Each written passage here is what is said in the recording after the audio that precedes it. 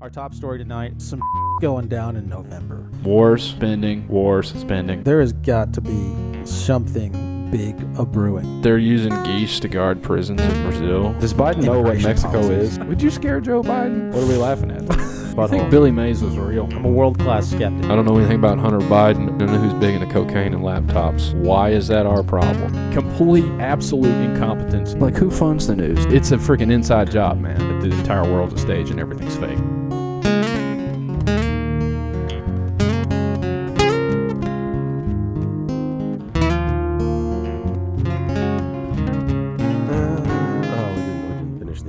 That time. Welcome back to another edition of the Veritas Road. I am your chain-smoking lesbian host, Carson, here on this dreary Tuesday here in Tennessee. Thanks for tuning in, folks. Nephilim Hunter, what's up, bud? Sorry we're getting started a little bit late. That's on me. I've been a little under the weather, if you guys can't tell. But we're gonna do this tonight because we're here. And when I'm only a little bit queer, so we're gonna do this anyway, one way or the other. Couple of things before we get going. We have an episode with the Biblical Hitman coming up on, I believe that's January 23rd, if I remember our calendar correctly. Go check that out. January 23rd at 7 p.m. Central. 7 p.m. Central Time. Then after that, what do we have? Do we have anything else on the books I need to announce currently, John? Okay. Sorry, I'm just double checking all this. Are you doing some producing on the fly. Give me a second. all right? So, you ready? Why is this not going away? All right. 3, 2, 1. Okay. You're doing great. What did you ask me? I'm sorry. I was we double have checking our the audio. Biblical Hitman coming up on the 23rd. It's Correct. 7. Do we have anything else I need to announce to the people? Oh, you're right, Nephilim Hunter. I've actually been using both of those. Good call. And I actually feel less like trash currently than I did before I started taking those. So yes, I use oregano and a lot of good call. Sorry, John, go ahead. I was to answer your question. I do not believe so. Okay. Stay tuned. Yeah, stay tuned. We do have some stuff we talked about earlier today that we're going to announce soon. We're very excited about that. So more stuff coming down the pipe. Just not ready to announce yet. So, all right. Well, is that all? Really? Is that it? Be sure to give the episode a like and a follow while you're at it.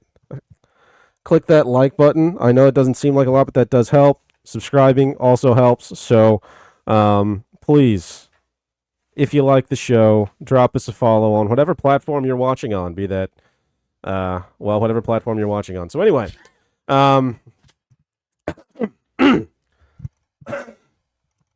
you're gonna have to help me out tonight, John. Yeah, that was not attractive at all. That My- was horrible. My apologies, folks. Just cleared my throat straight into the mic. I have my hot toddy here to help me out.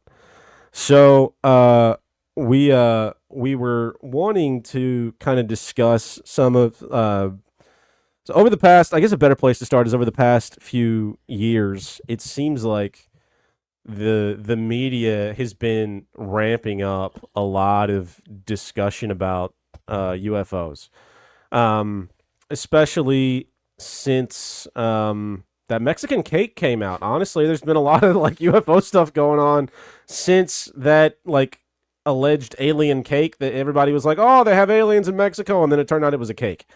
Since then, there seems to have been a lot more UFO discussion in the media. And I mean, even like, I guess since Rogan's podcast became like a big thing, it's been like, what, 10, 15 years now that's been huge. Like, he's obviously been a big UFO guy out in the media. And so we wanted to just kind of take a brief look at it, kind of a high level look tonight. We may bore down a little bit more later on. But for me, like, my big questions have been like, are any of these incidents real? If so, what the hell are these things? Where did all this start, especially in the modern era? And if these are real, where the hell did they come from? You know, where did these things originate? Is it little green men from outer space? I think not. Like, you know, space is fake and gay. We all know that. So if they're not from there, Where in the world did these alleged sightings coming from? Like, and we have some footage that we'll go through here in a little bit, some incidences that we'll discuss here in a little bit. But I thought a good place to kind of start that discussion would be, and if you have anything you want to talk about before this, John, let me know. But I thought a good place to kind of start the discussion would be the first really big UFO incident that kind of rocked the nation. And unless somebody knows of another one, I think of the first thing I think of is Roswell, 1947. So, prior to really talk about Roswell, do you have anything, John? No. Oh, Keep okay. going. Sorry. To really talk about Roswell, you have to start just a little bit prior to Roswell, which Roswell is in New Mexico. For those of you who weren't aware, I was not aware until a couple of days ago, because I'm terrible at geography. But to really get started talking about Roswell, you actually have to start that story in Washington, up near Mount Rainier, where this guy, I've forgotten his name, I have it written down here. Excuse me. Kenneth Arnold was he was a member of the Air Force. He was flying around and he saw, like, I think he said he was like 9 silver colored discs flying up and in and around the mountain ranges near Mount Rainier. And shortly after that sighting, there were apparently a host of UFO sightings that happened across the nation. Like, Kenneth Arnold had his sighting, and then they popped up like everywhere after that, it sounds like. And so, like, that was the first thing that made me kind of sit up and wonder, like, what is this just like people who are looking for attention? I saw him too, some little 15-year-old who didn't get enough attention from mom and dad. Like, oh, I thought to, or some white who didn't, doesn't get enough love from her husband. Or was there just, where there was just a host of sightings of these weird things around that point in time? I don't know. Right. And it happened like 80 years ago, so I don't think I'm going to know. But Kenneth Arnold saw a bunch of flying discs up near Mount Rainier, and then stories crop up all across the nation about people seeing these things here, there, and everywhere. And then not long after that, so that happened. Kenneth Arnold has his sighting in June of 1947, and then shortly after that, we have the incident that happened at Roswell. So, during this period of time, it was late June, early July, there was a crash in and around Roswell, New Mexico, and this rancher, by the name of W.W. Brazel, also known as Mac. Why they call these people names like? How do you get a name like Mac?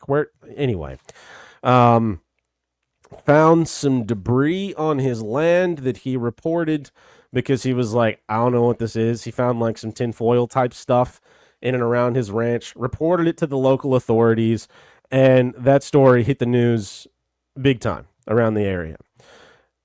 Immediately after he reported it, the government came out and said, we found this, and this was like, I guess, I don't know if this was a psyop maybe, because like the CIA likes to throw out these terms. The government came out and said, like, we found this unidentified flying object. Excuse me. And we don't know what it is, but we had bits and pieces of it. And then I think it was like later that same day, the government came out and said, nah, bro, this was not a UFO. This was pieces of a weather balloon from Project Mogul, where we're listening to hear if the Soviets are conducting nuclear missile tests. So early that morning, they're like, yeah, it's a flying saucer. Later that afternoon, no, it's not. And shortly after the incident, there were a lot of weird reports about some of the materials. Like the most famous one is this tin foil. I don't know if you've heard of this, John, but this foil that a bunch of people saw, because I guess different people had bits and pieces. I heard this one girl who's given a lot of interviews, whose name I kept meaning to write down and forgot. Her dad brought some home, like hid it in his pocket, and it was this tin foil that you could crumple up, but then when you let go of it, it would like flatten out, and you couldn't see any creases. Like people tried to burn it, and it wouldn't burn. Like weird type of engineering that we don't have the technology to do currently. And so there are a bunch of reports of that. This same girl said that, I'm going to have to find her name and maybe tag it somewhere. This same girl said that a member of the military came to her house later and like pretty much threatened this. She's like 8, somewhere between like 8 and 12 at the time, and threatened her on pain of, arrest and death, to not say anything. This guy came to their house and was like, "You didn't see anything, did you?" She's a sweet little girl. She's like, "Yeah, no, I did. Yeah, you're confused. I did. You didn't see anything, did you?" And she said he had like a nightstick in his hand and he kept slapping his hand with while he was talking to this like 10-year-old. What kind of up power trip is that? But anyway, there are a ton of reports about like that foil-like material. And it's just weird how the government came out immediately and said, "Hey, we have a UFO," and then backtracked and said, "No, this is a weather balloon from Project Mogul. We're just listening to the Soviets in New Mexico."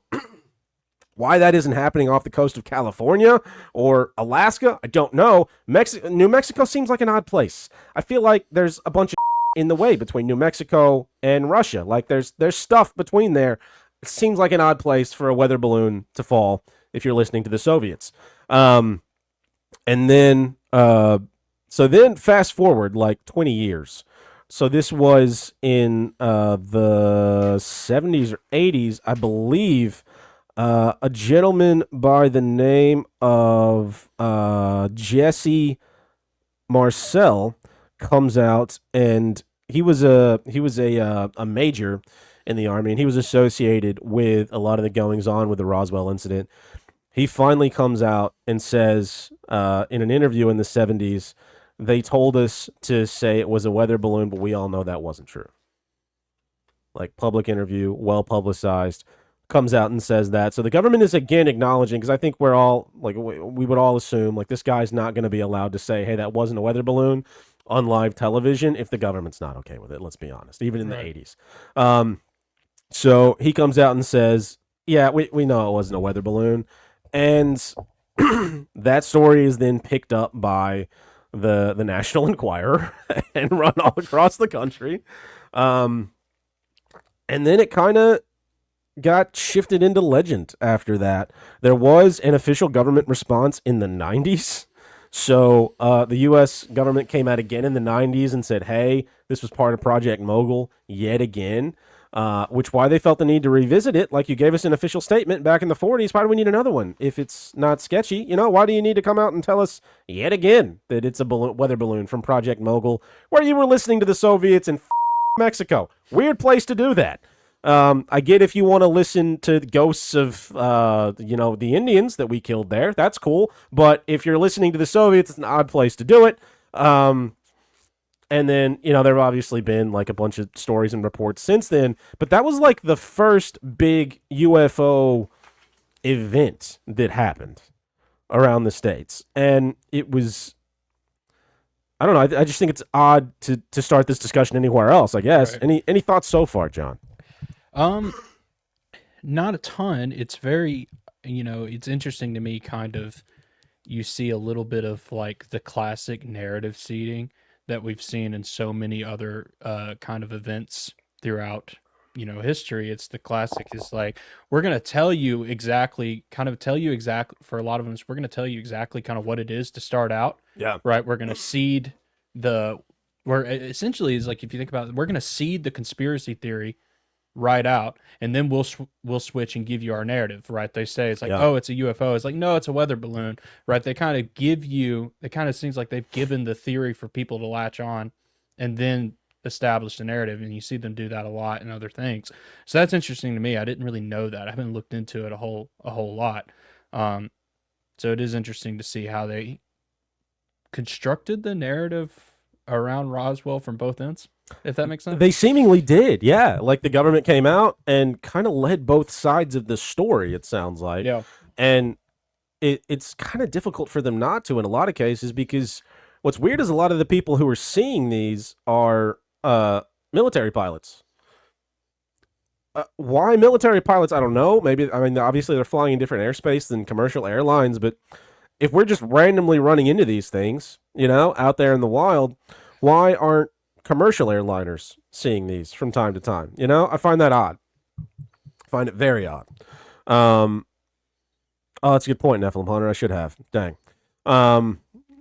But it's strange that these aren't just cropping up wherever, and we just get the occasional like weird report from military folks or this odd like, oh, we found this weird material crashed in the desert somewhere. And then the government does seem to have led the narrative from both ends. We start out letting you know likely what's true. Hey, we found this thing. We don't know what it is. We're looking into it. And then seeding what will then become the mainstream narrative story. That's an odd thing to do, though. What do you speculate for me with a minute for me a minute on what the purpose of that might be?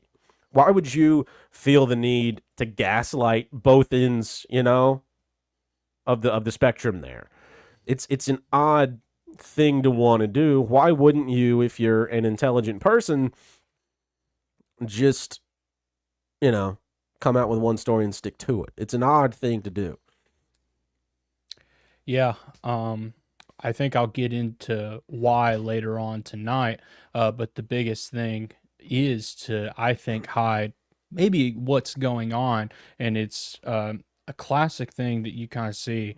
Tom Woods has a great description for what this is. It's the index card of allowable opinion, and they're setting the parameters of that index card is like, you can talk about, you know, to a radical kind of conspiracy truth extreme to this end and stop, or you can take the mainstream narrative, and it is narrative setting, and I think it is to hide what is maybe actually going on with some of this UFO alien, and it's to kind of keep. It's an attack on, you know, critical thinkers and people who kind of try to orient themselves towards the truth into believing in an official narrative without actually realizing that they're doing it. Yeah, you're kind of setting the Overton window for that discussion before it even hits the mainstream, like, knowledge base.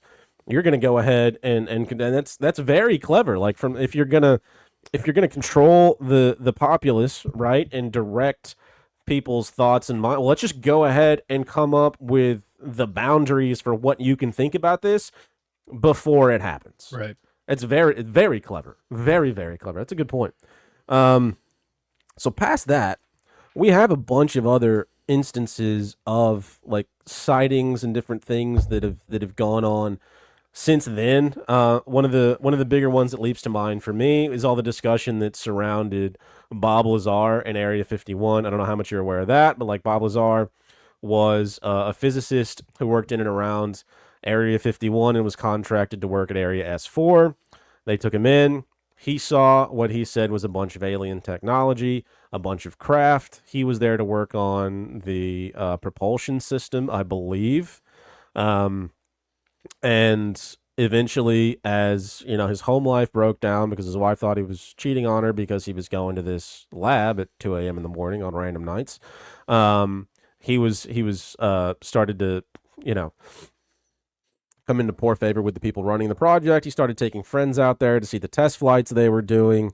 They eventually caught him, and so in an effort to try to like save his own life, I guess, he decided to go public with the story with George Knapp back in the 80s. Right. And then, I mean, his story has kind of resurfaced over and over again since then, and it seems like they've kind of tried to cover up his involvement with the project from time to time. And even like he did an interview with Jeremy Corbell on Rogan. He like seems to get a headache when he talks about it too, which is weird. But that was like the next big, not really even a UFO sighting, just a guy who was contracted, called to talk to. I was about to get to that actually, Nephilim Hunter. Called to talk about this stuff, and the big question in everybody's mind is he full of shit? Like, is he really telling the truth? Mm-hmm. Watching interviews with him, he seems like less of an actor than Neil deGrasse Tyson, who's just a shitty actor. I don't know who cast him in that role, but Like that is the big question. Is he telling the truth? Are any of these people out there reporting sightings of strange, aerial phenomenon telling the truth?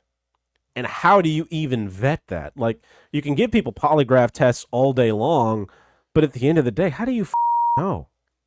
Yeah. Any thoughts on that, John? I mean, I don't know. I haven't looked enough into Bob Lazar's story. I think kind of by nature, I get very, very skeptical and disinterested in some of those mainstream Yeah, conspiracies. sure. But I need to more because there probably actually is a lot there, knowing kind of a little bit of the perspective that I have now of what is actually going on. NDS has had a lot of people on to where they talk about like abduction stories. Yeah. And I do think that people who are experiencing stuff with the quote unquote aliens, I definitely don't think it's what we're told that, Right. what is in kind of pop culture, but people who are experiencing stuff with that, people who are experiencing seeing some of this flying, I think they are having real experiences. Yeah. And I would bet that probably Bob Lazar probably had some real experiences. From a little bit I've seen, he might just maybe be a little bit misunderstanding of what he actually experienced.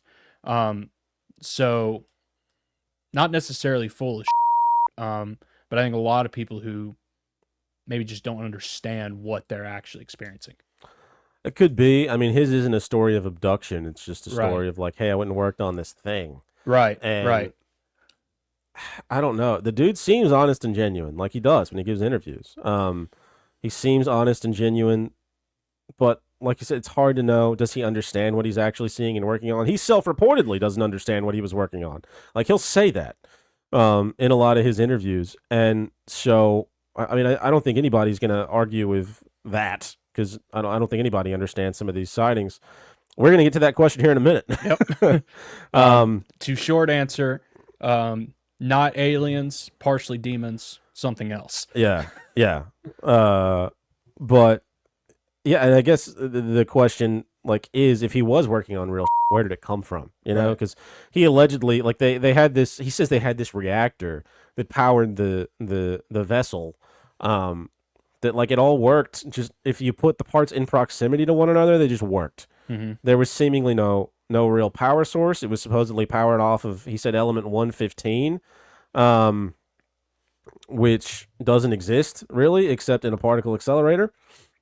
Again, like that's what modern science, quote unquote, tells you. And like the claims about the way this vessel operated even are just like otherworldly. And so the things that would have had to put something like this together, I don't think are going to be enough to just leave them lying around, right? Or enough to get seen. So I would imagine these events where people see this, right, aren't accidental. Like, they're not mistakes. It's not, oh, I got lost driving to the Zebulon rendezvous point and a plane saw me. Like, they must be on purpose. I know, like, David Fravor, who talks about the Tic Tac sighting, right? They reported seeing this Tic Tac at like 80,000 feet, and then at sea level like an instant later, and then it like flitted in a matter of a moment to their next rendezvous point, which was like 60 miles away, and that was like the next place he was supposed to be. So this thing knew where they were going to be. Weird. Yeah. It's really, really weird. So I don't know how much more we need to really get into the Bob Lazar stuff. It is interesting, and he said there were like 9 craft at the facility that were there. He said he only worked on 1. Yeah. But they supposedly had like 9 separate craft at the facility, and he's been quoted as saying he thinks his friend there, the guy he was working with, said that one of them was found as part of an archaeological dig. That's interesting. Yeah. That's very interesting. And I mean, they've dug up a bunch of weird over the years. Like, they dug up cowboy boots. They dug up a bunch of weird in archaeological digs. And one of the weird things is like the government is always on it like that. Yeah. They're always on top of that stuff. Yeah. Like if you find weird giant bones out in the wild, for some reason the government's very interested in those. It's just the bone of a brontosaurus. Why are you so worried about it? We got 50 of those at the Smithsonian. Why you want that? Well, we just do. It's government. Why do you want it though? They're hiding something. Yeah. They're hiding. I guess giant skeletons out there. Like, but they're on this so fast, and so it's obviously an effort, I think, to hide the real nature of what's going on, the real nature of reality from the mass populace. Because if that stuff gets out, I don't think it's going to be a matter of national security. I think it's going to be a matter of like shaking folks awake in a way that I don't think the powers, the evil powers that be, want. Yeah. And to the Bob Lazar stories, like he's kind of a great example of that. Because I said earlier, it's like I think Bob Lazar experienced a lot of real that he didn't really understand. Right. And it's almost as like, they've kind of almost allowed him to kind of propagate his story a lot, and it's been a massive part of a lot of the narrative shaping around UFOs and around aliens. It's been a massive part of that. It has been, yeah. And for what, 40 years now? Because he came out with his story in the late 80s, I think. It has been, and you don't just let a guy come out there and do that. If you have all the power that our intelligence agencies have, you don't just let a guy do that. This whole idea that he like magically was able to save face and kind of save his life by going public with the story, I'm calling I don't think he thinks it's right? I think he probably thinks I kind of saved my life by going public with the story, but that must have been intentional. Like the CIA is they're not that. I'm sorry, Cash Patel probably is, but the actual, like whoever is actually running that place is not that. They're just not. And so this whole concept that I just happened to meet George Knapp at the right time, go public with the story, and that saved my whole life. I'm sure you think that, and God love you for it. Calling they wanted you to go out and share that at the right time for them, and they made sure you did. Yeah. Yeah. So yeah, those are my that's my thought on, like, he probably did see some real He probably it sounds like he went through some real like the guy, when you hear him give interviews, sounds like he's been through a mess of stuff. Yeah. And you kind of feel for him. But there's no way it was just he went out with it, sorry. No way. When you realize like the control that like Mockingbird media actually has over narratives, and realize that even narratives that you think are like a throwing stones at the established order actually are under Mockingbird control, is like you got to be really, really skeptical about stuff that's like really, really out there and like being very highly promoted. And it's like you can see that. We don't have to talk about that tonight, but you can see it with a lot of stuff that's going on in current events. Right. And we've talked about it ad nauseum on our Tuesday streams because it's something to really think about. I think you're right, and his story does seem like one of those. It's super interesting. Don't get me wrong, but I think you're exactly right. Mockingbird media will absolutely squash any stories they don't want out there. Period. They're not making it out if they don't want them out. Yeah. So yeah. Another couple of things before we get into what I think is going to be the real meat of our discussion. Let's talk about the terminology surrounding these things. We started out with UFO. Now we're on to what, UAP? Is that the most recent terminology? I think like UAP is a thing. USO, I think, is a thing. And then, so UFO, unidentified flying object, and UAP, unidentified aerial phenomenon. And then there's like unidentified submerged object. Why do we keep we keep moving the needle on what terms to find? Some people say it's like an effort to keep people from finding information on this if they're looking through like Freedom of Information Act documents. But like, it's odd that we keep switching up the terminology. Do you think there's even anything there? I started to like look into it for a second the last couple of weeks while we were doing research for this, and I just reached a point where I was like, I don't even give a I don't care. But it's weird that they keep changing the term, but I don't give a Yeah, I would have to like do a lot of deep dive into that terminology with these people.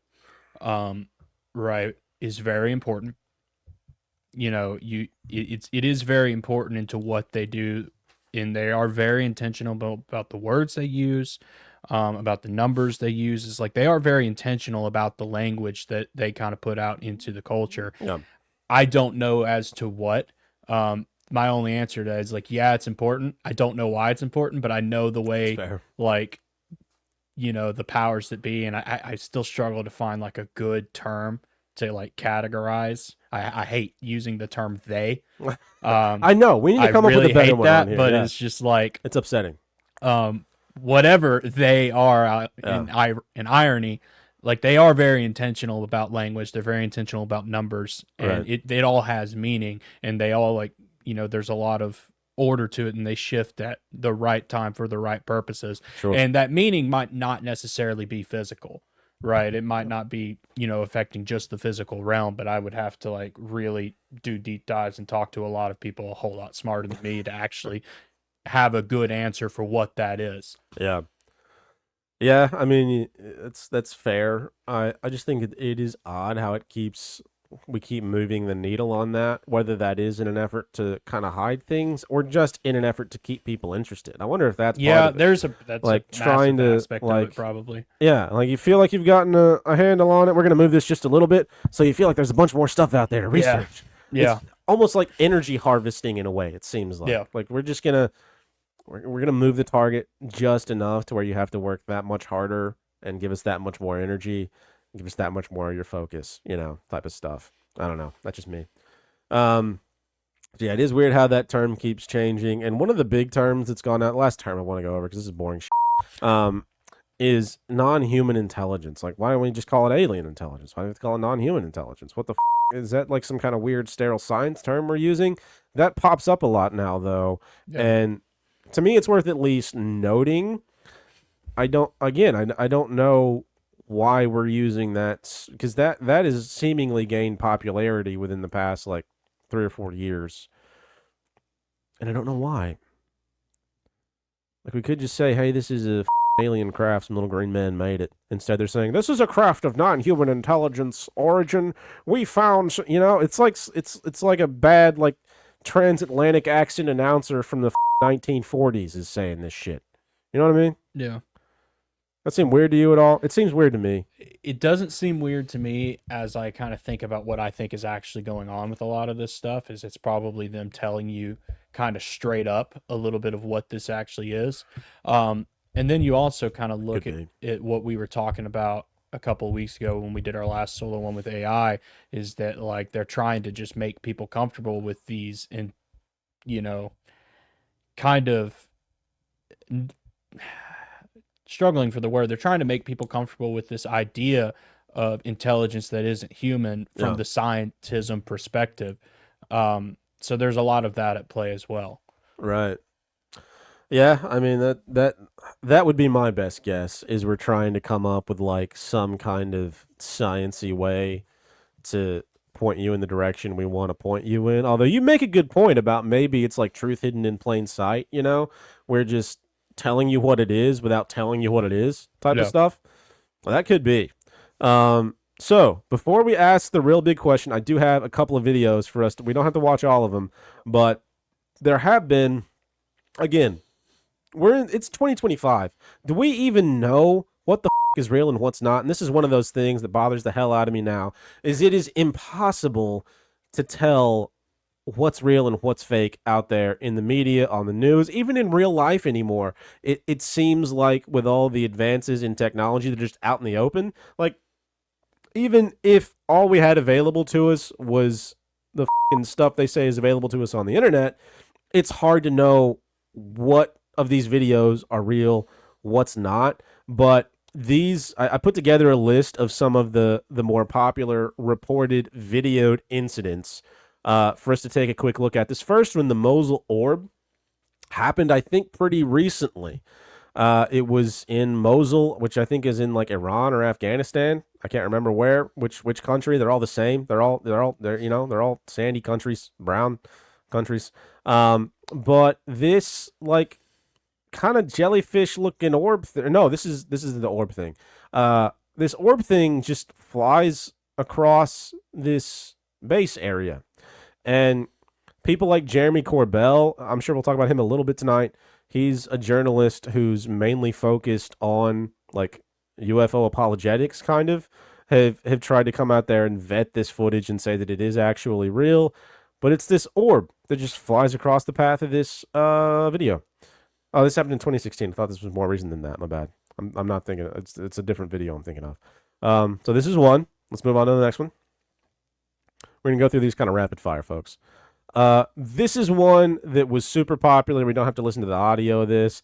This is the Tic Tac sighting with Commander David Fravor out there on the USS Nimitz, I believe, where they saw this weird Tic Tac shaped metal object that was up high and then just like in an instant went to sea level. I think it was 80,000 feet and then went down to sea level in the matter of just like a split second. And they have a bunch of footage of this from the boat cameras as well as the plane cameras where they were videoing this thing. And he's come out and talked about it publicly. Skip ahead towards the end, John, just real quick. I want to see if we can get some of that more. Okay. So that's what this is. We'll move on to the next one. Let's see here. Which one is this? Flashing pyramids. Those were some odd flashing pyramids some guy saw in the sky. I think this was over near the Pentagon. This was, again, taken by a Navy pilot. A lot of these sightings are from, like, military personnel. And it's just odd. Like, a flashing pyramid in the sky is strange. Very strange. The Pentagon did come out with a statement saying that they're continuing to look at a lot of this stuff. And there is actually a government organization. This is the Nimitz footage from Commander David Fravor. Go on to the next. Just keep rolling through these, John, while we're talking about them. The disc one. This was a weird one. So I can't remember where this footage came from, but Jeremy Corbell, the UFO journalist guy, came out with this footage that came from a military pilot of this disc up in the sky, and they, according to him, vetted the footage and then cleaned it up with AI, and you can see the disc kind of out there in the distance, right, flying through the clouds, and it's this orb that is just up there floating around. There it goes, passing through. So they tried to kind of enhance the image with AI, according to him, to make it a little bit more visible. All right, we'll roll on to the next one. Need to get a mouse for this laptop. You should. This trackpad's horrible. Sorry. You're doing great. Oh, we don't have to. This is that if that doesn't have a timestamp, we won't watch it. It does. Okay. Let's skip on to the next one. Okay. This is another Tic Tac sighting. Why would it do this? I don't know, but all of them. Literally all of them. There we go. That's unfortunate. We have yet another Tic Tac sighting. Those seem to and during with the USS Nimitz, there were like a bunch of Tic Tac sightings around the same time. There were like 100 different reported cases of like orbs and Tic Tacs around United States naval vessels during the weeks prior to the recorded Tic Tac sighting with the USS Nimitz. And so there were a ton of reports of this going on in and around that happening. And then the Jellyfish footage, which I think Nephilim Hunter mentioned in the comments. We're getting close to the end here. This was also over there. What? It's a ripped Asian man. All right. We need to buy YouTube Premium. This was also... Donate on PayPal. It's a good time to suggest you like and subscribe, folks, because we're tired of watching ads on YouTube. We need... we covet your subscriptions. Check out the Patreon. We do have more stuff coming that direction very soon. We actually had a meeting about that today. So a lot of good stuff coming. You can be part of the Discord chat if you get on the Patreon. We're going to put together a Clash of Clans for folks who are into that for the Patreon. That's a good idea. Yeah, it is. It's a great idea. It's going to be great. We'll all clash together as a family. That ruined it. So do hit the like button, hit the subscribe button wherever you're watching, and please go follow us on social media. We're on Twitter at the Veritas Road Pod. Everywhere else, we're the Veritas Road. So look us up, give us a follow. If you have any topics you want us to discuss, shoot us a DM. If you have any guests you think we should have on, let us know. You can also shoot us an email at theveritasroad@gmail.com. Again, big thanks to Nephilim Hunter. He's been sending us stuff. It's all been super good. We'll be talking about more of that in the weeks to come. So thank you again, sir, for sending a bunch of stuff our way. We appreciate it. And now back to the show. Yeah, support the show so that we don't have to see surprise videos of Asian men in their underwear, or you don't have to see surprise videos of Asian men in their underwear, and we can avoid that in the future. I don't know. I kind of like it. Well, that teach their own. I'm not a huge fan of it. So Fair enough. So this is footage in Iraq of some like jellyfish. This looks like footage from Star Wars. yeah, honestly, it's a to me. freaking probe droid. Map. That was is that a probe? Yeah, that is Yeah. a probe droid. I think. Yeah. I think you're right. Yeah. Oh, that's a good impression. Thanks. It means a lot. I was a nerd. So this is footage. It went on for a fucking long time. So this video is super long. Skip ahead a time or two, John, just to give folks a view of how long they recorded this thing. It like floated through the desert over a base and then back out into the desert. They recorded this thing for like, how long is this video? It's 18 minutes. Yeah, like 20 minutes. Like, I mean, it's probably just the background, but it almost kind of looks somewhat loopy. Like, almost like it's just doing the same thing. Yeah, I mean, it's just a stationary object that appears to be just floating over the terrain. And I think this one happened relatively recently. And it's all in one shot. Like, from 2017. yeah. It's really not in one shot. What am I saying? It's all like it's just odd. This one's odd. Yeah. And It's very like if you were gonna dress this up, you would make it look a lot better than it does, right? And so that's the only thing that makes me wonder about the veracity of this footage is like, why put something out there that looks fake? Why would you put out something out there that looks as fake as this does? You know, Yeah. that would be an odd thing to do. Yeah. I would make it look real if it were me. And there it is again, flying through the like base or whatever. So, and then I think there's one more on the dock. The Phoenix Lights is a weird one. This has been going on for decades out near Phoenix, Arizona. More tolerable than that Asian man. And they're like these lights that come on in and above the mountains in Phoenix. A bunch of people said it was like a road that goes by. There's not a road where these lights are at. Excuse me, folks. People still to this day go out there to see these. I think they're still going on. These weird lights that just come on in the middle of the desert. And people don't know why, what the hell they're doing, where the hell they're going, where they come from. And this has been going on, I think, since the 80s. Definitely, this footage was taken in the late 90s. 97, yeah. I'm pretty sure it's still happening. So if you skip ahead just a skosh, there are several more lights that come on and then float away. Oh, and this is 100% like still going on because I've seen other videos of like this in like other areas. Yeah. Interesting. Yeah. These are strange. Is it, a test or something that they're doing out there in the desert? Who knows? But these are weird, and it's been going on for forever. The governor of the city has acknowledged them and also said, hey, these are weird. But yeah, they've been going on for forever.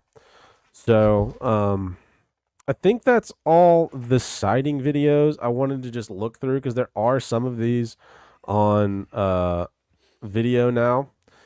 So, big question, buddy. What the do you think these are?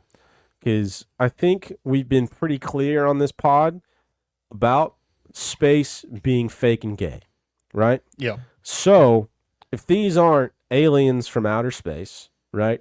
These craft that I would suggest do exist. Some of the people who talk about them don't seem like they're just out there lying for their own gain, right?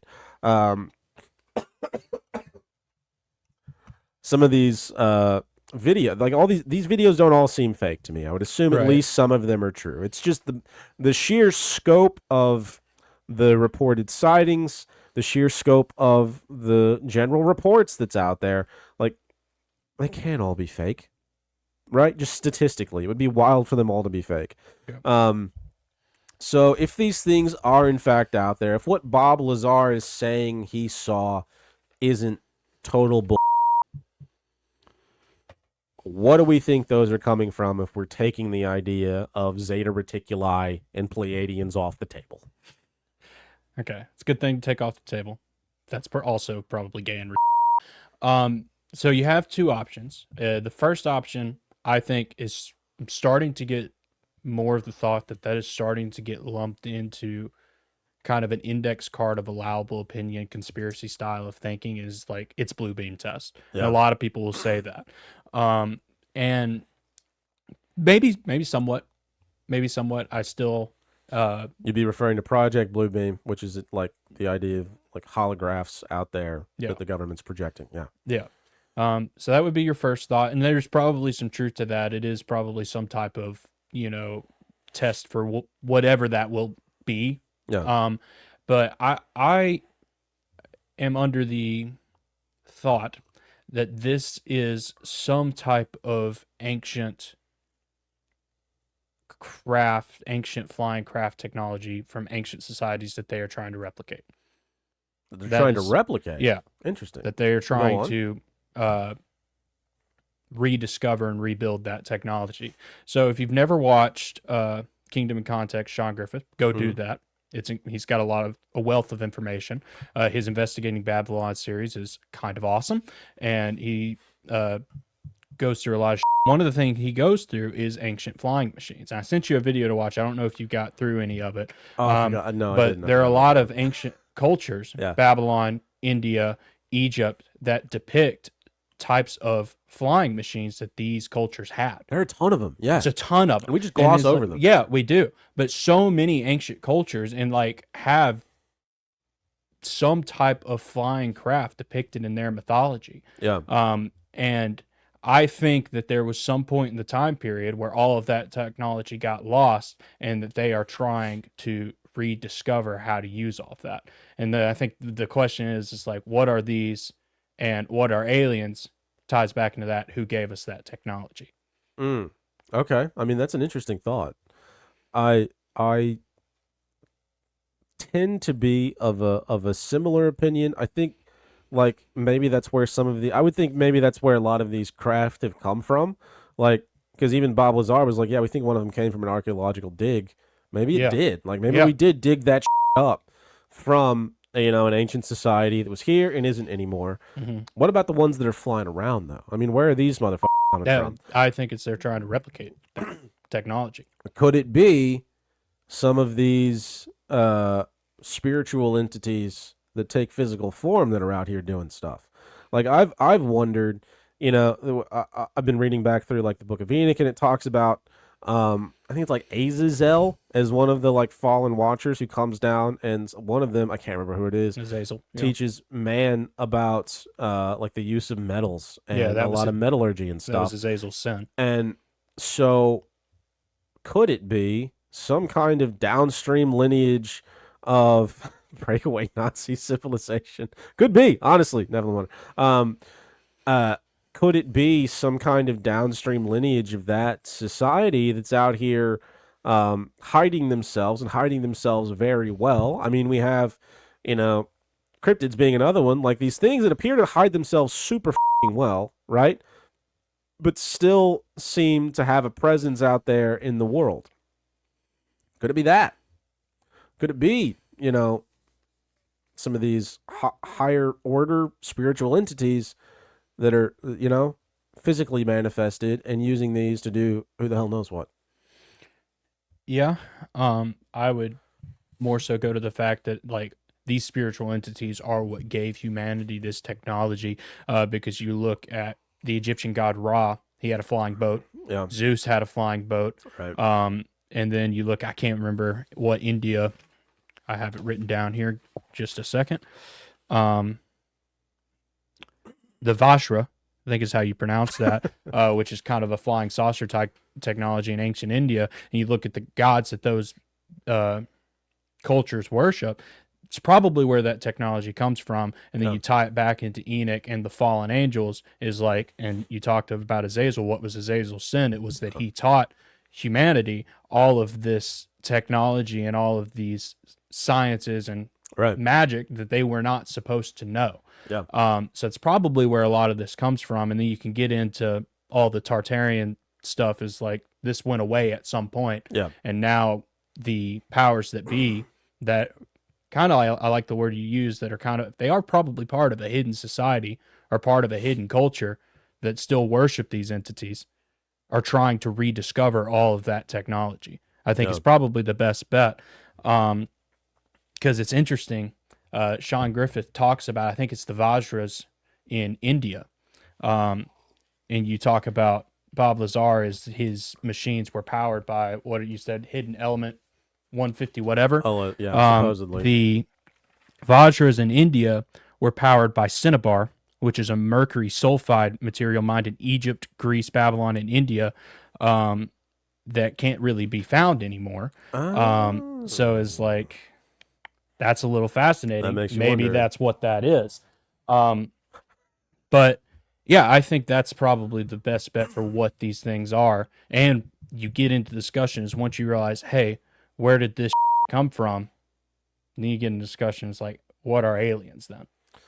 Yeah. In reality.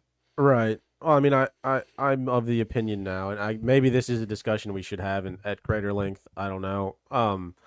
That there are no little green men from outer space wandering around. So my best guess, as far as the alien discussion goes, would be that these are either spiritual entities that, like, higher order spiritual entities, so not people like you or I, who know a lot more than you or I, doing their thing, whatever that may be it good, be it evil. Yeah, honestly, Nephilim Hunter, something like that. Or, I mean, is it possible that there are some hidden remnants of, like, Tartarian societies that didn't get destroyed, you know? Like some Atlantis type of out there, and they, in an effort to not get destroyed now, are just trying to stay hidden and occasionally pop up to keep an eye, you know?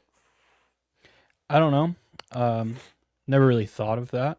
I'm starting, like, because you are prompting a question, why are these starting to pop up more and more? That was going to be my next question. You are prompting that question. And I think what you're getting at is this idea, and let me grab my note just so I don't butcher. You get in panspermia theory.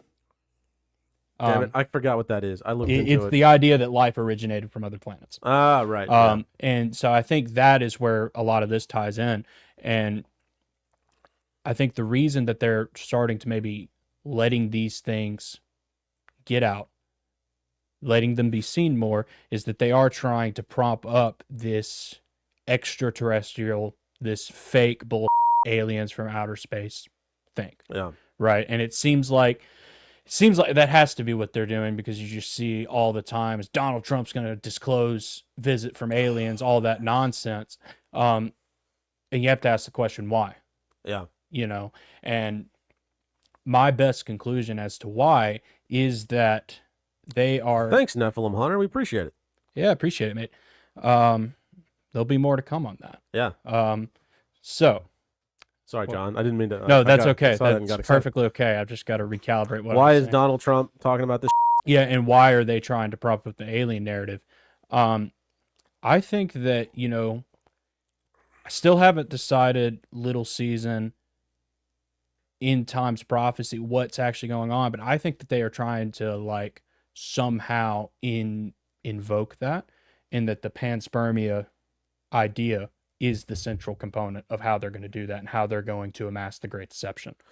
I think you probably make a good point there, and to some degree, I think I've been shielded from a lot of that discussion because of my worldview. Like, I don't think that's the case, and so I don't even like. I'm kind of living in a little bit of an echo chamber now. I'm not looking into that sort of thing. Like, Yeah. I've kind of written it off as a possibility, but I have like even that being the case, little bits and pieces of that have found their way into my like intellectual sphere, and so it does seem to be for a lot of people the prevailing theory. I mean, I think especially on, I hate to reference it yet again on this same pod, but like shows like Rogan, that's put out there a lot. Yeah. And Yeah. because that is such a popular show now, I think it's going to be a thought in a lot of people's minds is like, is this part of the thing that came here and gave us life, to harken back to our AI app? Like, is this going to be another secular god for us to look to? Yeah, well,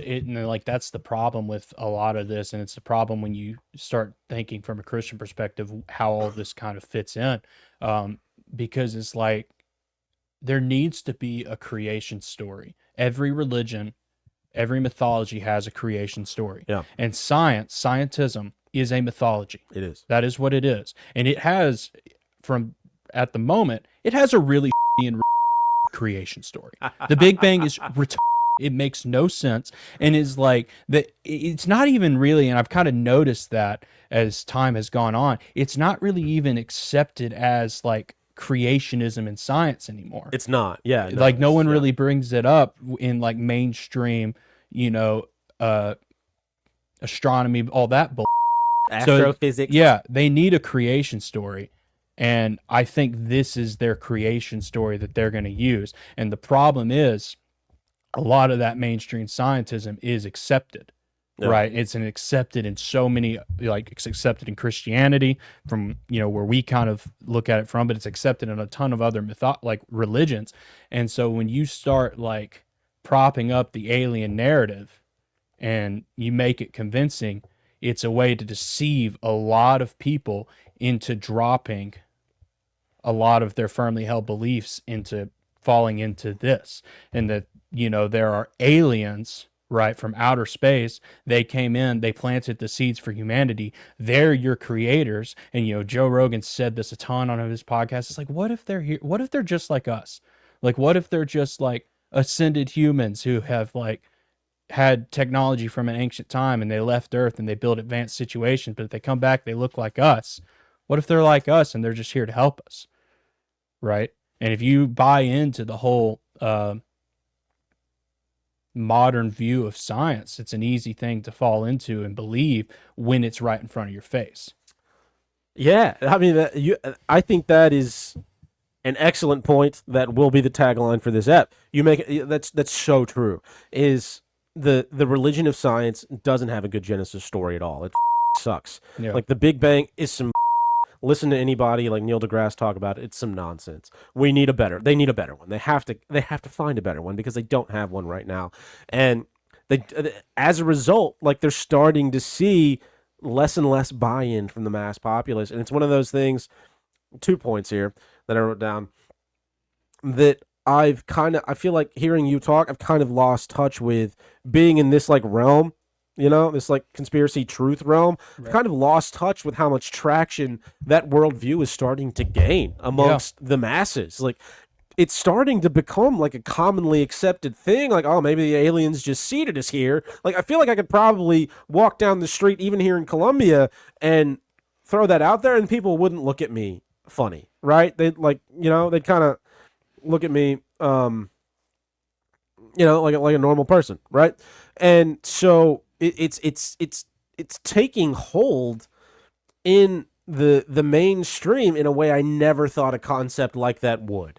Growing up with all of this discussion of the Big Bang, Darwinism, Richard Dawkins being a big influence there, I never thought that this whole like panspermia, alien seeded life here would ever have as much traction as it does now.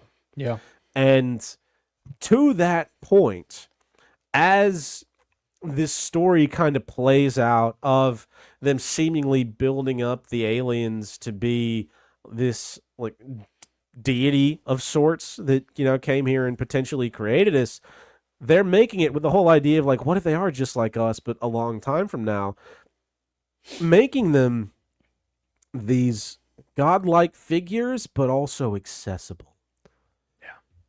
And that is such a attractive concept Yeah. to your, it's an attractive concept to me. Like, it's what's attractive about the idea of, and this is not meant to sound blasphemous, it's what's attractive about the idea of Jesus. Mhm. He is God, yet man. Deity, yet accessible. And that's what they're trying, seemingly I'm having this realization on here. This is why I love this podcast. That seems to be what they're trying to do with the little green men. Yeah. It's wild. Yeah, and all of it is, in my opinion, to deceive you massively into worshiping fallen angels and demons by extension. That's, in my opinion, with the play, because it's like, and this is like where I've been thinking about a lot, where I think the church is in a lot of freaking danger of actually a lot of people at the church are in a lot of freaking danger into falling victim to this. And it mainly starts with how we think of angels. Okay. Right.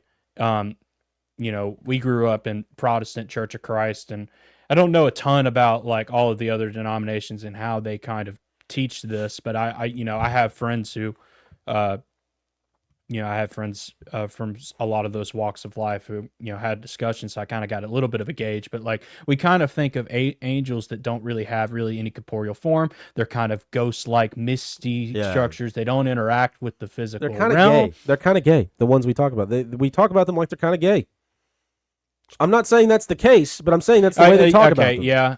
But I'm more talking about like how they're described. Is like they're described as this kind of misty, kind of ghost-like entity, and that they don't have any corporeal form. They don't interact with us in the physical realm whatsoever.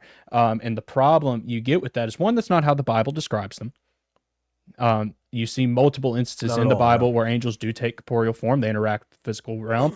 They dined with Abraham. Yeah. Right.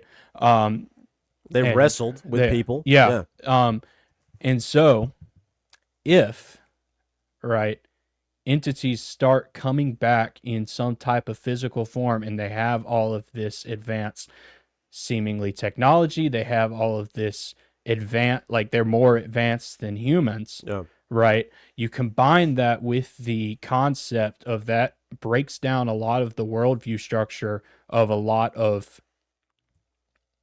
modern day Christians, right? The whole idea of like extraterrestrial and alien life really challenges that worldview structure if you don't actually know what's going on. Yeah.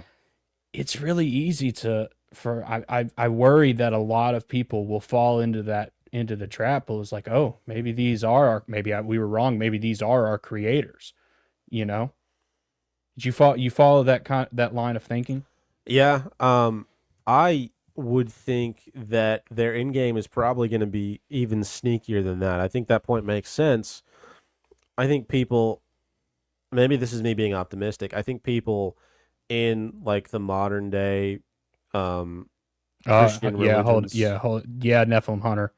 That we're gonna definitely do some deep dives into that. All of the Reformation movements in the 19th century. Well, there are a lot of sketchy individuals of that. You know, we come we come from the Church of Christ, and Alexander Campbell was a Freemason, and he's a weird. You know, he's got some sketchy origins. I haven't looked as much into Darby, but I think he's got some sketchy origins. Schofield definitely does. Schofield Bible is very problematic. So what's his name? Wesley, the Methodist guy. I can't remember, but yeah, we're definitely going to have some episodes in the hopefully near future about a lot of that, because it's important. Yeah. What the hell was I saying? Sneakier than that. Oh, yeah. I think the end game may even be sneakier than the idea of like just like showing modern spiritual people aliens and converting them over, like, like making them drop the idea of their faith. I don't think the end game is to get them to drop their faith, because I think the adversary is a lot smarter than that. I think what it's gonna be is honestly not too far afield from the kind of faith a lot of people have now. It's gonna be a lukewarm, like, well, God created us here. Maybe He created life on other planets. Yeah, I think that's going to be the end game. Is these are God's children too, when they're actually demons. Like, I think that's going to be the end game of this whole thing, of all of these, craft that are popping up everywhere, of these entities that, in my opinion, are likely like demonic beings who have come down here and probably are living in secret and cooperating with our government. I think that's probably the end game, is to introduce them slowly to the masses and say they're not people, they're aliens, and God created them too. So why don't we accept them as a member? There's some aspect to that. I think that, and sure, God conceptually He did, but that doesn't mean you should be their best friend. Yeah, doesn't mean you should worship them, and that's where my problem is like, it's easy to see like a lot of people just falling into the same problem that happened when this happened the first time. Is that when when these entities came down to Earth, right, started showing the signs and wonders of the gods, right, humans immediately fell and worshiped them. Yeah. And that's the true. danger that I kind of see coming, and is like, there's kind of a twofold thing that I think is the problem there in the church. Is one, that like the church doesn't have a very good answer for the alien discussion, because they haven't, like, the church does not deal well with scientism. Right. Because it's like you see a lot of different apologetics where it's like they'll try to bend the Bible to scientism. They try to cooperate in with like it. in creation discussion, dinosaurs, you can name topic after topic, and we'll have countless episodes hopefully on all of those topics. Yeah. Going forward. They don't deal with that well. So you have that problem is, how do you deal with the alien problem? And then, I'll touch on it briefly, because you do have the problem of a pre-trib rapture. If that's not true, you have a large portion of the church who don't think that they're going to be here for the great deception and tribulation. Yeah. If you are here for it and all of this stuff happens and you don't think you're going to be here for it, well, you're not going to recognize it. Right. It's kind of a problem there. Hopefully we're not here for it. I would love for that to be true. I just haven't been 100% convinced. And a lot of people that I look up to and listen to believe in that. I've got to study it more. So there are some problems there of how that's going to impact like the people in Christianity, Yeah, I think to your point, to the first point you made, the modern spiritual sect, like the modern Christian, their God isn't God. It's comfort. It's social credit. It's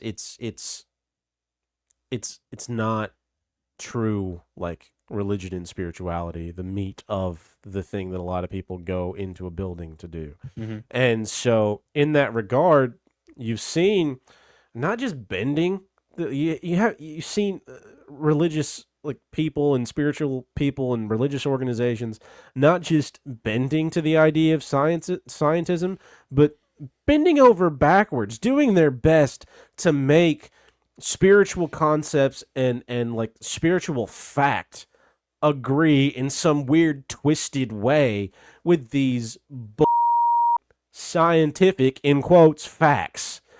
And that is so disgusting. Like, it's it boggles the mind that they would put so much effort into doing this. If you say that you believe that the Bible is the source of all truth, right, and that God is God, is who He says He is, then why are you putting so much time and effort into trying to make the Bible?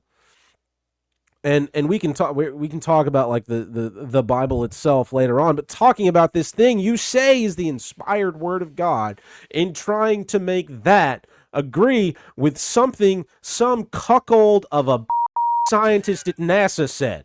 Why are you doing that? Why are you spending 40 hours a week trying to make the Bible agree with some big-ass astrologist in a lab somewhere? Why the are you trying to do that? You're telling me God created the Bible. True. Okay, I'm with you. But no, don't worry. It agrees with John Jacob Jingleheimer Smith over at NASA. Yeah. No. Why are you wasting your time doing that if you say you trust and believe in the creator of the universe the way you say you do? It's insane. Yeah. Whew, sorry. Yeah, no, I 100% agree with a lot of what you said there. And it's a question is just like, hey, what is your faith? That is the ultimate. That's the number one question. Hebrews 11 says faith is the substance of things hoped for, but it's the evidence of things unseen. Your evidence of God, your evidence of the gospel, your evidence of the Holy Spirit, your evidence of Jesus is faith. It is not trying to prove it, right, to what, it's not trying to prove it to science. It's not trying to prove it to, the creation story that, is sold to you in by DeGrasse Tyson. Ugh. Like that's not that's not that's not how you prove the Bible. It's not how you prove God. Like Hebrews 11 tells us, it's faith. Faith is how you prove it. And living that out, and it's just something everyone's got to try to be better about day by day. There was another point that you made that I wanted to touch on. Sorry, it was one of those cranky rants. And I lost it. I'm sorry, big guy. But no, you make a just an overarching point. It's like, why are you trying to do that? It's like, and it's something that I've been really struggling to like really be able to be okay with and like actually rely on the Creator to get me through that. Is like, it's hard to like kind of lean on your faith when all institutions are telling you that you're insane. Yeah. Right. And like a lot, and obviously, every denomination of church has fallen into that trap in one way or the other, and be like, hey, it's okay if you're crazy to those people. It is absolutely okay Yeah. if you sound crazy, if your story if what you believe in creation and what you hold to that, it's okay that it's crazy to those people, because it's like when you start looking into those people, they're a bunch of sick people who worship very, very bad things. What were you going to say? It would not have been appropriate for YouTube, so I stopped myself. But yeah, no, that's 100% a good point there, man. And that's why it's like I think this discussion over the whole alien narrative is so important, because it's like a lot of people are going to fall for this, but if you actually know like what these people are, it's like, hey, no, it's like these freaking beings you're seeing, appear out of nowhere, is like their names are probably listed in Enoch somewhere, and they did a lot of bad shit. Honestly, you don't need to worship them. Another reason I think books like that have been hidden for so long. Too. Yeah, 100%, because it's like they're just hiding their identity is what they're trying to do, and give it to you in this kind of like, it's literally how every freaking religion works. If you think about it, is like, if you look at like Hinduism, like their gods, right, are just those entities in Enoch, just under a different name and a different identity. And this is just a repeat of that script. Yeah, I mean, they appear, the fallen angels in Enoch, like I'm 100% on board with you with the idea that they're likely represented in mythology as Zeus and Mercury and those people. And you mentioned the idea of like falling prey to trying to make like spiritual truth line up with alleged scientific truth. And I mean, I've fallen into that trap myself a million times. 100%. Me too. And is like, until I started like looking at the Bible from this kind of spiritual perspective and started, really looking at, and I have to always throw shout outs to guys like Ed Mayberry, Sean Griffith, NDS, Mike Hyde, like all of those people who started to like, I've started to learn how to understand what the Bible is actually saying. Before that, it's like, yeah, because it's like in your head, you know, it's not consistent. Yeah. Like you just know it doesn't work. Like, you know, everything at school is telling me this, Yeah. right? What I'm told to believe, and what I'm told is like, sorry about that. What I'm told is like the most important beliefs you can have is saying a completely different thing. Yeah. Is like, you know, they don't work, and like you've got to actually figure that out and have that discussion with yourself. Yeah. You know. Well, that's the up thing about the way. Sorry, I interrupted you. You're good. That's the up thing about the way you and I were brought up to a large degree. Is this growing up in like because we both went to like a religious high school that also taught like modern alleged science. Yeah. Right. I can't think of the word, but like theistic. Yeah. I don't have a good term for it. There's probably like an official term for it, but like is mine. Theistic evolution, that kind of. Yeah. And the problem with that is, and the thing that helped me with that struggle, because it's hard to marry your like spiritual reason with like reasoning through modern science, which is obviously modern alleged science, which is obviously bull. But you're told by authority figures from the time you're born to the time you become an adult that both of those things are true. If you grew up like we did, right? You're told this spiritual stuff we're telling you is true. Also, the stuff in your science textbook is true. What the they don't agree with one another, right? And so they can't both be true. And so you're left with this struggle. And we've talked to the episodes were terrible, but we've talked to a guy who had that very debate with himself at a young age, Nate, who we had on the pod a couple of times. The eps are a little bit long and boring, but like he kind of discusses his own internal struggle with this whole process in those eps. And it's the term I'm looking for. Theosophy is a good term, yeah. Because it doesn't make sense trying to marry modern like scientific alleged fact with spiritual truth. They don't work together. And the only way that I, at least on a personal level, have been able to slowly work through it, not saying I'm done working through it or that I've made it through the whole process, but the internal logic of the thing will be representative of the veracity of the thing. Meaning, if the thing agrees with itself, it's more than likely true. If it doesn't agree with itself, it's probably bull. And as far as like the overarching knowledge of the spiritual world is concerned, as far as the way like ancient religious texts talk about the nature of the world, reality, spiritual entities, they agree with themselves. They are true in the purest sense of the word. When you look at modern science, you have some cuntbag from NASA telling you, oh, by the way, we walked on the moon, but we can't get footage past the Van Allen belt, right? It's some bullshit. It doesn't agree with itself. The internal logic isn't there. The internal consistency isn't there. And so we're left with people like Neil deGrasse Tyson who try to fill in the dots between these points that don't make sense.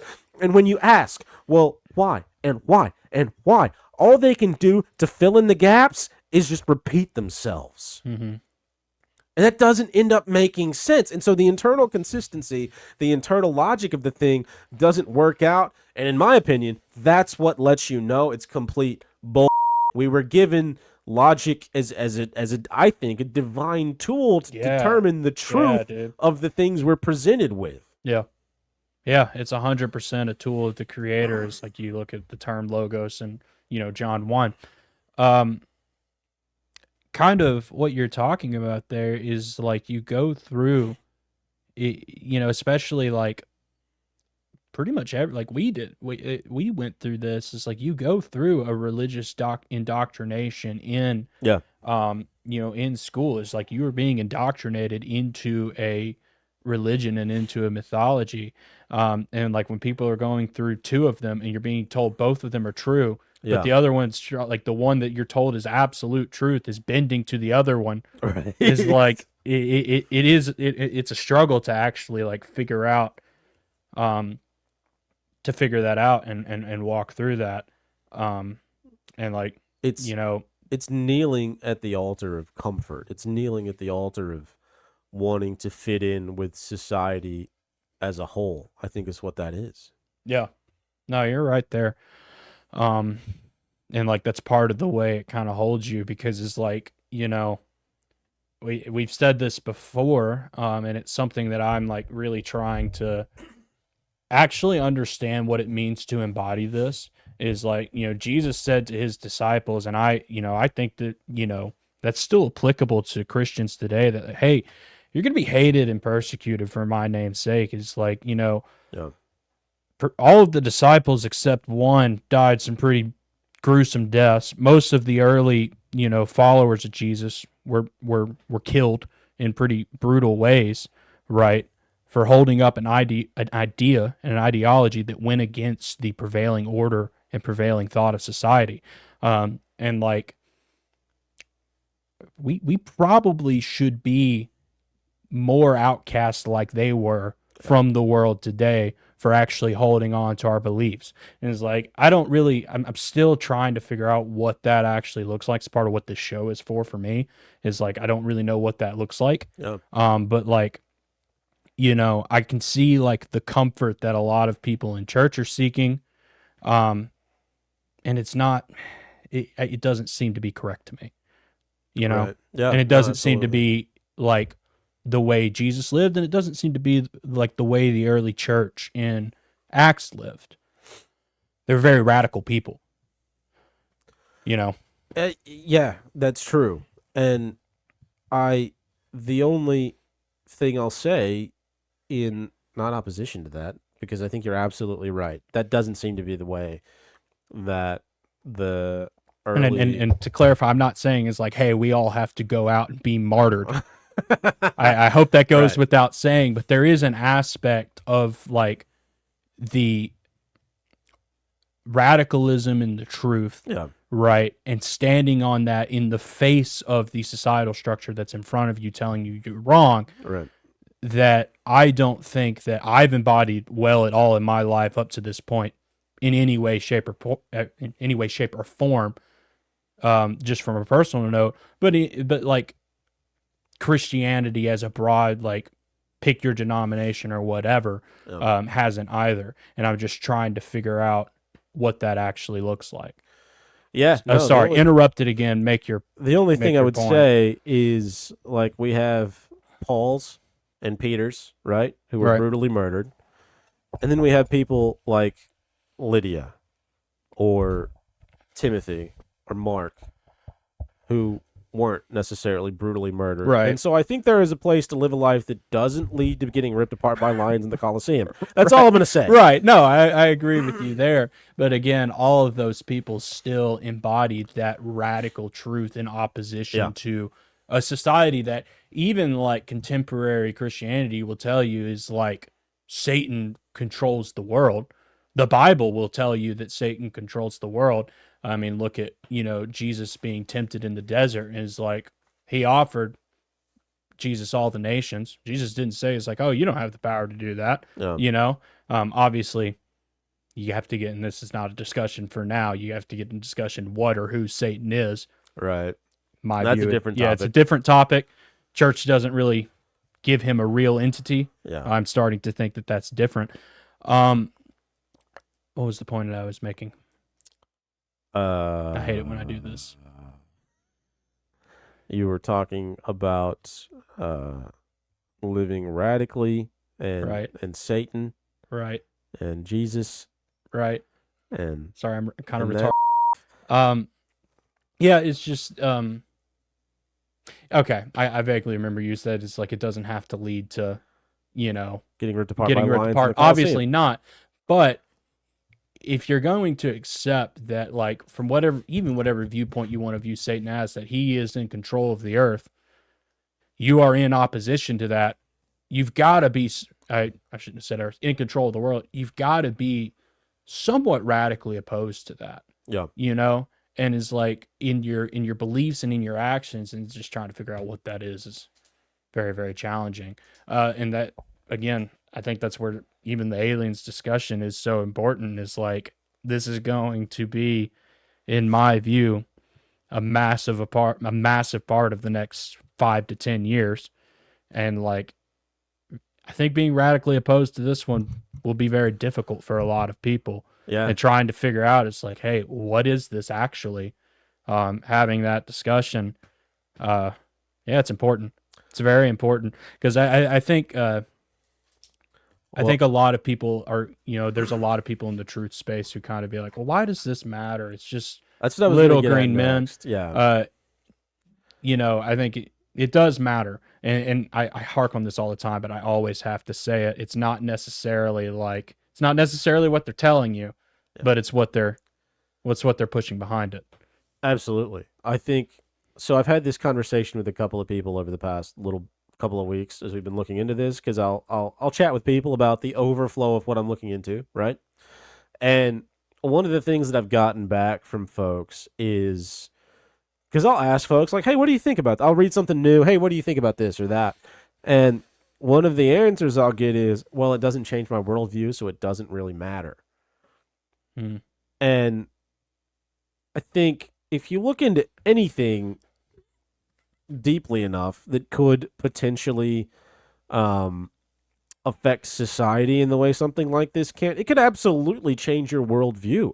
If you see some evidence of an alien ship landing next week that you actually believe, that's going to change your worldview. Like, and if you come to the realization that, hey, these aren't things from another planet, these are spiritual entities that have been here for a long time and are actively working against us, that's going to change your worldview. I think it's easy to put off what can, for some people, be an uncomfortable discussion by saying it doesn't really matter, it doesn't affect me, I'm a believer, my worldview won't change, I don't need to address this discussion, to look into it. Yeah. I don't need to do any of that because it's not important, I'm not going to change. Yeah. I think that's a ridiculous concept, because just like, I think it's important to read a lot of those extra biblical texts, right? Like Enoch. I think this is an important thing to look into because it's out there. Like, be a real, rational, thinking, well-informed adult. Don't just hide your head in the sand. I don't think like any spiritual practice calls you to just hide your head in the sand. I don't think Jesus said anything about that in the Bible. Yeah. To a couple points there. If you actually know what's going on, and you truly understand it, is like you're going to have a good defense of it. Like, you're not going to fall for the deception. Again, I mentioned earlier, is like, whatever entities, masquerading as aliens, hey, they're probably named Enoch. Don't worship them. Yeah. Don't fall for their so if you actually understand it, then like a little bit is like, yeah, it doesn't affect you. But, and this is the biggest caveat, is have to accept that not going along, and again, I pointing the flashlight at me because I'm working through. Flashlight. You have to accept that not going along is going to have consequences for you. It's going to be uncomfortable. It's going to be uncomfortable, and you have to accept those consequences because, and like we've seen this in recent history, there was so many people in 2018 who would be like, I'd never go along with, the government telling me where I can go, what I can do, what I have to put in my body. I have to put in my body. I'd never go along with that. 2020, 2021 rolls around. They come for your job, right? They come for your income. Well, I had to do it. What else am I going to do to take care of my family? Right. I had to do it because it's like, had consequences. Yeah. And you weren't ready to face the consequences. Yeah, that's another biblical concept. Yeah. Is like Jesus says, like, he who doesn't, essentially, I can't remember the exact passage, but he basically says, like, anybody who doesn't hate his brother in comparison to me doesn't love me.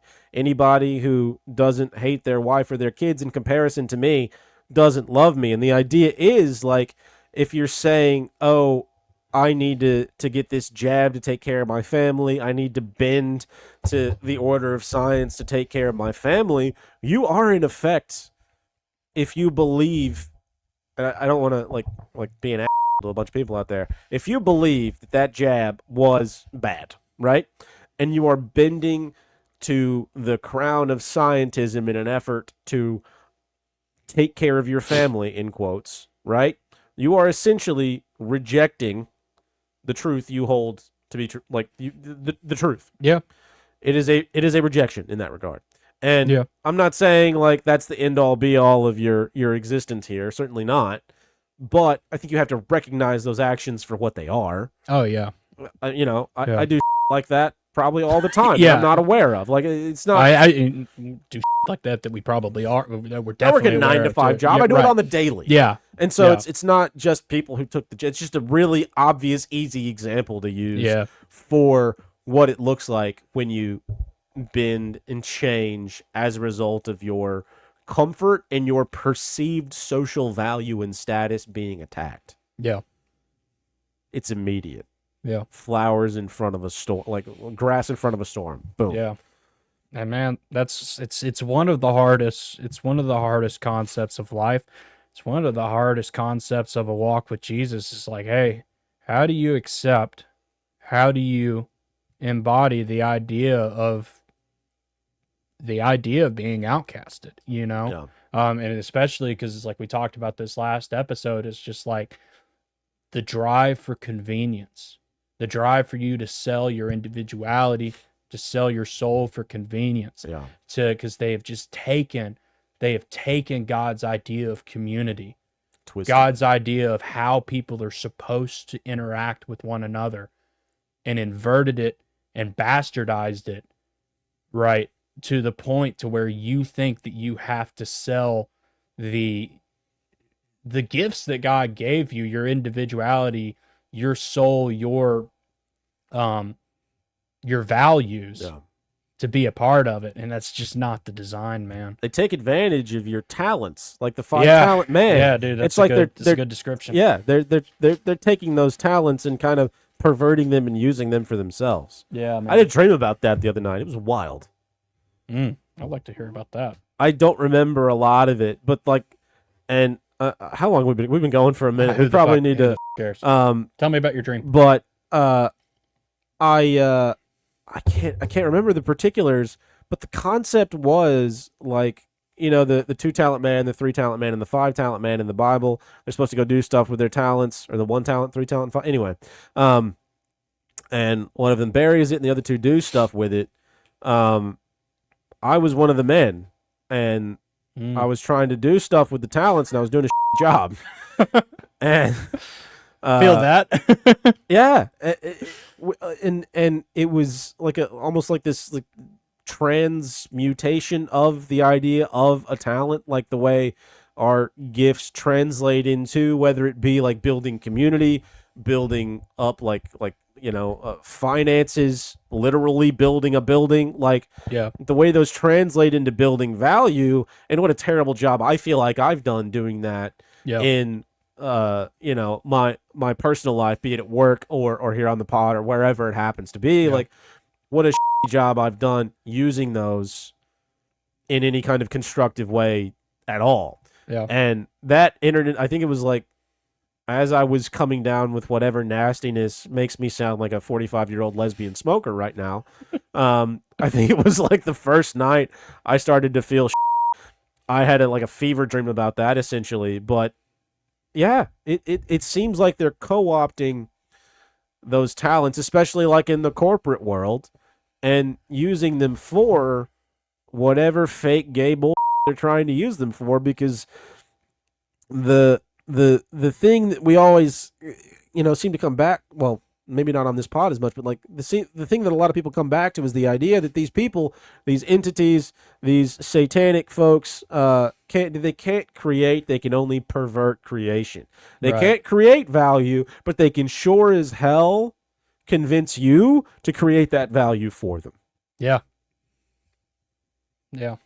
And that's what's scary about that, but also that's what lets you know you have some power in this realm, which is nice. Yeah, 100%. That new super flu, dude.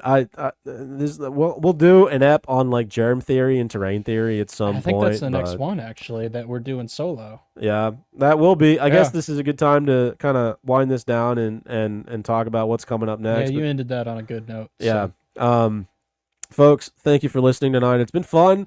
The UFO shit's interesting. We'll probably do some more specific discussion that's not quite as broad as what we talked about tonight later on down the line. Because this was, I don't know about you, I thought this was really interesting to look into. Yeah. So, and to your point, John, we will be coming out with the next one we do, like just us here in the studio. The next step we do will likely be on germ theory, modern medicine, terrain theory, and kind of going over what all that is, what it looks like, and how it relates to the way that these entities that are probably flying around in Tic Tacs have co-opted your health and wellness, and how that translates into the way you think and interact with the world, and even with like the creator, I think, from my perspective. So that's coming. I'm very excited about that one because that's something that's super near and dear to my heart, something that I'm very passionate about. So I'm excited to talk about that. That being said, don't be a and hit the subscribe button, please. So if you're not subscribed to the show, hit the subscribe button on YouTube, Rumble, Twitter, wherever you're watching. Be sure to check out some of our recent stuff. We just did an ep with Austin Picard on the Delphi murders. It was an absolute, I hate using the term banger, but it was an absolute banger, bruh. So check that out, dudes. Follow us on all the socials, Twitter, Instagram, all that stuff. We do. You're right, Nephilim Hunter. We need to. Hey, if you can get us on Tinfoil Hat, we're open to go. I will say this: I would love to do that. There are more people far more qualified than us. There are. To convince Sam Tripoli about that.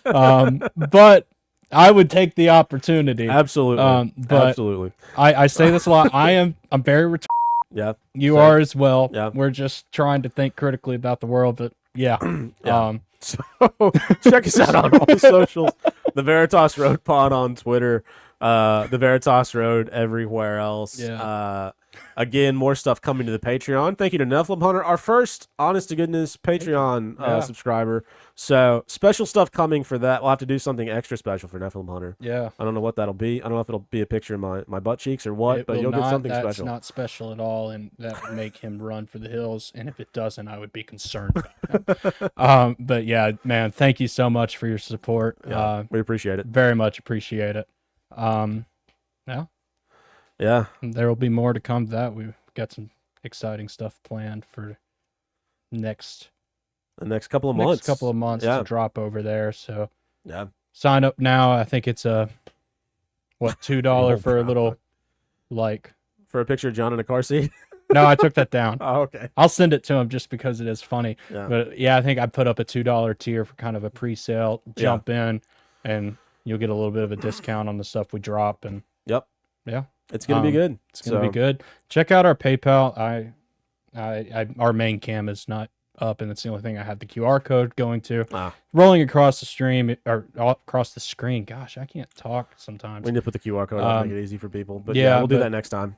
Rolling across the screen should be a link in the description if you want to just donate. I think we're on Rumble Premium now. I think that makes Rumble rants work. I don't really understand how Rumble works. I believe it does. Yeah. But any support you want to throw our way, we greatly appreciate it. So you don't have to see old freaking Asian men pop up on an ad who are in their underwear. Right. That was Agreed. not fun. I like it, but different strokes.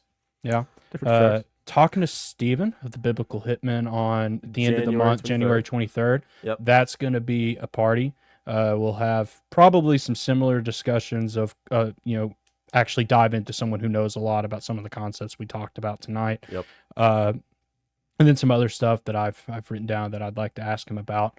And then we'll have hopefully some guests planned for more in the month. Yeah. As we starting to build out a guest list. Yeah. So if you guys have any thoughts or ideas, DM us. Send them our way. Please. Yeah. Email veritasroad@gmail.com. Yep. Facebook, I think. It's the Veritas Road. Is it the Veritas Road Radio? Is it one of those? I thought I changed it to the Veritas Road. Yeah. Just search the Veritas Road Radio. Yeah. Search the Veritas Road. We'll come up. We don't really use Facebook a lot. Nephilim Hunter discovered our Facebook. I'm trying to remember to post everything that goes to Instagram. Yeah, I told you. That makes sense. No one wants that. I would also pay $2 to not see my butt cheeks, but some people are into that. Yeah. What was I saying? Yeah, check us out on Facebook. I try to remember to post everything from Instagram over there now. Instagram at the Veritas Road. Veritas Road Pod on Twitter. first account got banned, so Yeah. go check that out. I need to be more active on there and actually We not do. not just posting our videos and stuff, actually interacting with the world. You know, it's tough though because it means engaging with social media, and I have a hard time with that. Like, it's easy to like get down when you're online all the time. Yeah. And so, if anybody has any suggestions for how to balance that, I'd be open to those. But it's tough, like trying to be on there and engaging with folks, but not wanting to commit ceremonial suicide in the yard. Like, it's a tough line to walk, you know, and it's hard to figure out what but we do need to be on there more. You're right. Yeah. So, thanks, Neville. So yeah, thanks for listening, folks. Tonight's been fun. Yeah. Check out the ep with Steven on the 23rd. We'll have Touch Me Tuesdays every Tuesday at 7 p.m. And I think that's about it for tonight. Thanks for watching, and we'll catch you guys next time. Love you, folks. Appreciate it.